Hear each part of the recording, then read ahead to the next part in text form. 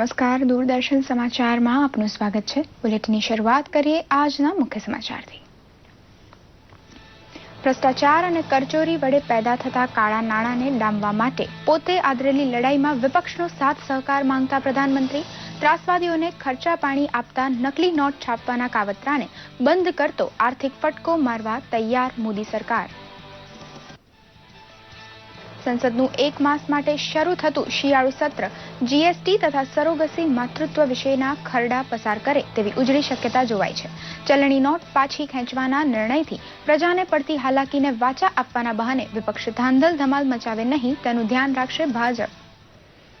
કોઈકના રૂપિયા બદલવા લાઈનમાં ઉભા રહેતા ભાડુતી માણસોને રોકવા બેંક હવે આંગળીએ મૂકશે અવિલોપ્ય શાહીનું ટપકું।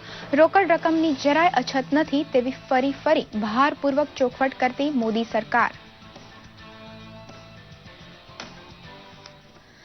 ઝીરો બેલેન્સથી ખોલાવેલા જનધન ખાતામાં 50,000થી વધુ રોકડ મળી તો પગલાં લેશે મોદી સરકાર। વળતરની લાલચમાં કોઈકના રૂપિયા પોતાના ખાતામાં ભરવાનો નુસ્ખો અમલમાં મૂકતા 100 વાર વિચાર કરે ખાતેદાર। જીએસટી ભરવાપાત્ર ધંધો ધરાવતા વેપારીઓના ઓનલાઈન રજીસ્ટ્રેશનનો પ્રારંભ કરાવતા નાયબ મુખ્યમંત્રી નીતિનભાઈ પટેલ, જીએસટીના અમલ માટે આગોતરી તૈયારીમાં અગ્રેસર બન્યું ગુજરાત।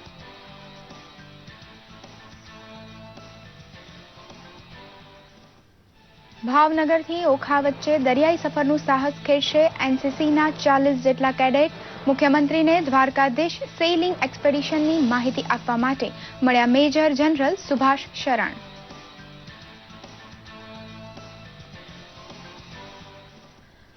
મોટી રકમનું ચલણ પાછું ખેંચવાના નિર્ણયની ટીકા કરનાર વિપક્ષની ઉગ્ર ટીકા કરતા ભાજપ પ્રમુખ અમિતભાઈ શાહ, દેશ હિતમાં કઠોર નિર્ણય લેવાની હિંમત દાખવનાર મોદી સરકાર ખરેખર પ્રશંસાપાત્ર ઠરી હોવાનો કર્યો દાવો।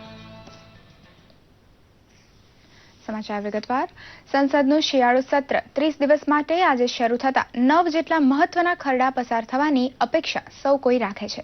જીએસટીનો અમલ 1 એપ્રિલ 2017થી શરૂ થાય તેવો નિર્ણય કરતો ખરડો પેન્ડિંગ છે તો કોઈકને સંતાન સુખ આપવા માટે પોતાની કુખ ભાડે આપતી સરોગેટ મધરની પ્રથા ઉપર નિયંત્રણનો કંઈક રસ્તો આ સત્રમાં નીકળી શકે છે।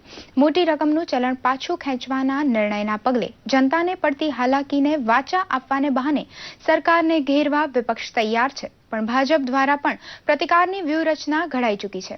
સત્ર પ્રારંભ સમયે સંસદ પરિસર પહોંચેલા પ્રધાનમંત્રી મોદીએ કહ્યું હતું કે લોકોની ઉમ્મીદોનો પડઘો પડતો હોય તેવી સાર્થક ચર્ચા અને નિર્ણય આ સત્રમાં થાય તેવી અપેક્ષા સમગ્ર દેશ રાખે છે।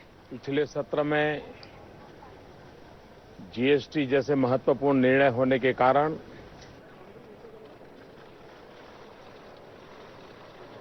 एक देश में एक टैक्स व्यवस्था का जो सपना है उस दिशा में बड़ा अहम काम सदन ने किया। मैंने उस दिन भी सभी दलों का धन्यवाद किया था और देश हित में जब सब दल साथ मिलकर के चलते हैं तो फैसले भी अच्छे होते हैं, जल्दी होते हैं, परिणाम भी अच्छा मिलता है। इस सत्र में भी बहुत ही अच्छी चर्चा होगी,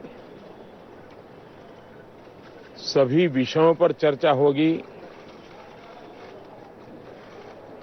दलों की अपनी राजनीतिक सोच के आधार पर भी होगी, सामान्य नागरिक की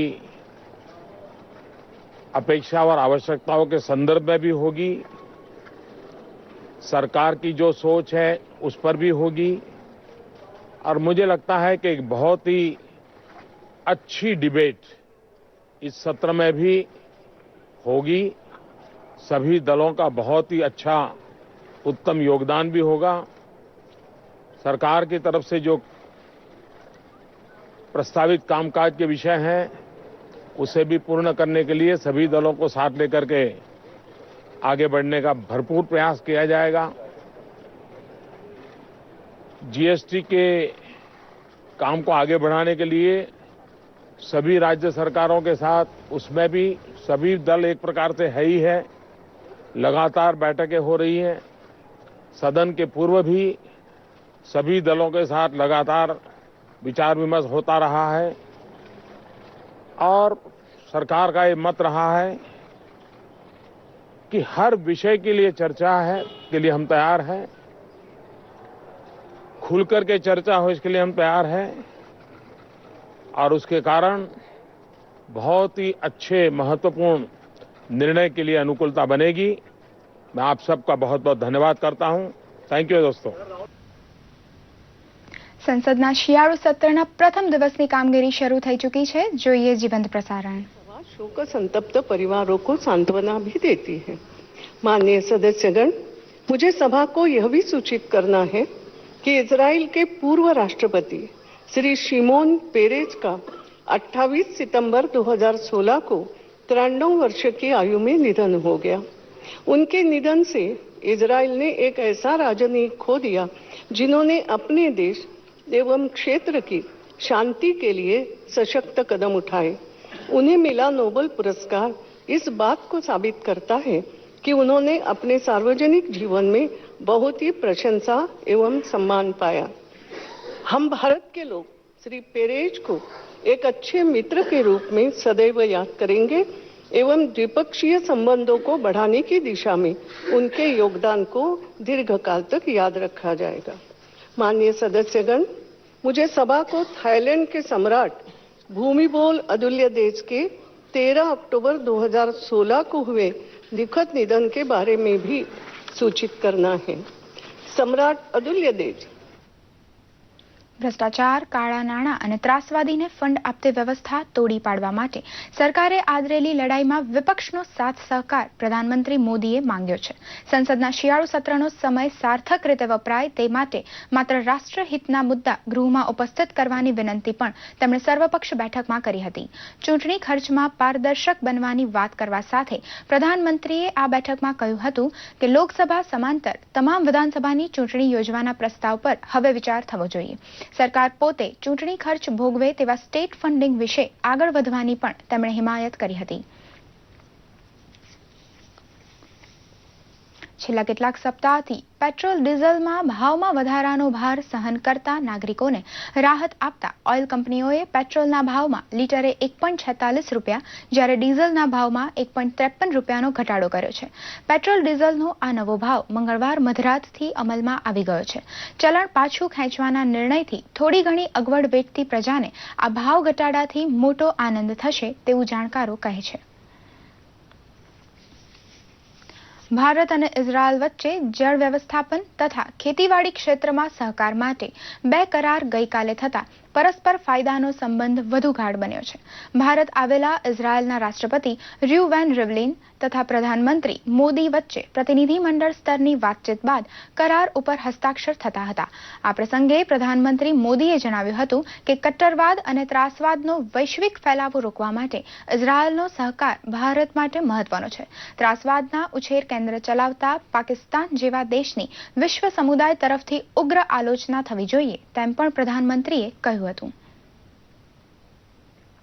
જૂનું ચલણ બદલવા માટે બેંક ઉપર થતી ભીડમાં હવે ઘટાડો નોંધાતો જણાતો લાગે છે કે સૌને ખપ પૂરતી રોકડ મળવા લાગી છે। નોટ બદલવા માટે ભાડુતી માણસોને બેંકમાં મોકલતા તત્વોને ગઈકાલે બરાબરનો ઝાટકો મળ્યો હતો।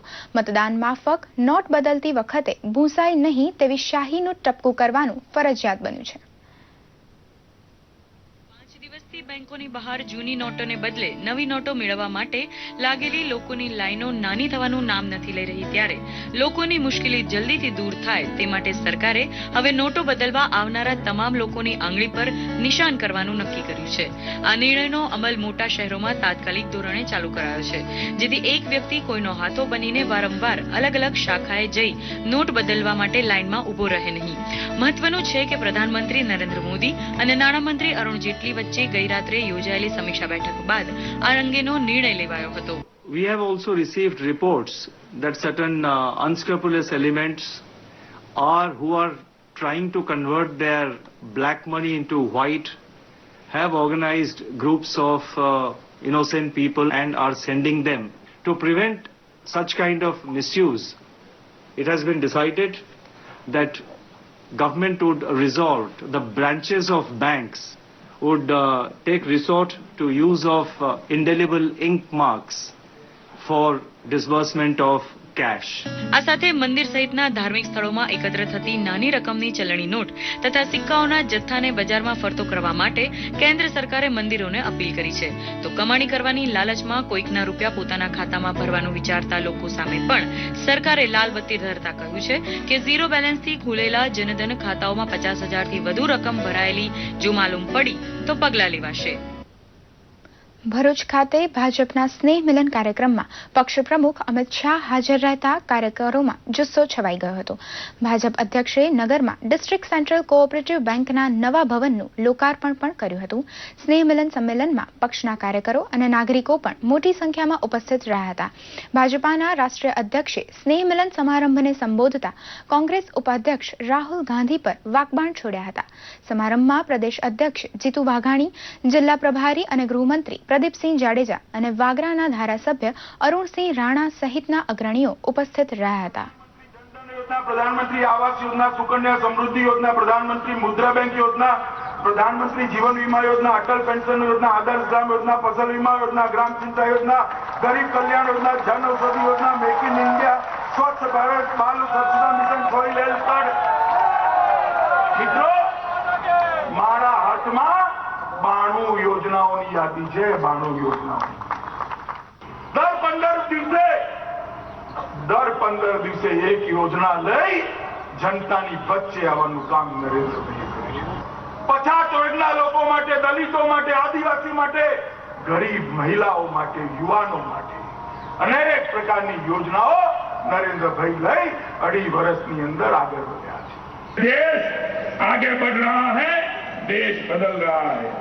मित्रों, गांधी जी ना दर्शन ये આપણે નોટમાં કરતા હતા, પણ કાળા વાળાને તકલીફ થતી હશે, મુશ્કેલી થતી હશે, પણ સામાન્ય ને ગરીબ માણસ એમને આ દેશની સંપત્તિ વાપરી શકે, આ દેશની સંપત્તિનો ઉપભોગ કરી શકે એટલા માટે થઈ અને મિત્રો હિંમતપૂર્વકનો નિર્ણય લીધો છે. એનસીસીના ગુજરાત એકમ દ્વારા ભાવનગરથી ઓખા વચ્ચે દરિયાઈ અભિયાન 15 જાન્યુઆરી 2017થી શરૂ થશે તેવી માહિતી મુખ્યમંત્રી વિજય રૂપાણીને આપવા મેજર જનરલ સુભાષ શરણે તેમની મુલાકાત લીધી હતી. 12 દિવસના આ દરિયાઈ સાહસને દ્વારકાધીશ સેઇલિંગ એક્સપેડિશન એવું નામ આપવામાં આવ્યું છે, જેમાં 40 જેટલા મહિલા અને પુરુષ કેડેટ પોતાનું કૌવત બતાવશે. દરિયાકાંઠાના ગામડે ગામડે જનજાગૃતિ માટે એનસીસી કેડેટ કામ કરે તેવી રૂપરેખા આજની બેઠકમાં ચર્ચાઈ હતી. સૌરાષ્ટ્રના આ દરિયામાં આવું સાહસિક અભિયાન એનસીસી દ્વારા પહેલી વખત યોજાઈ રહ્યું હોવાથી તેમાં ભાગ લેનાર કેડેટને તટરક્ષક દળ તથા નૌકાદળ પાસેથી તાલીમ મળે તેવી વ્યવસ્થા ગોઠવાશે. આ સાથે જ આ સમાચાર અહીં સમાપ્ત કરીએ. નમસ્કાર.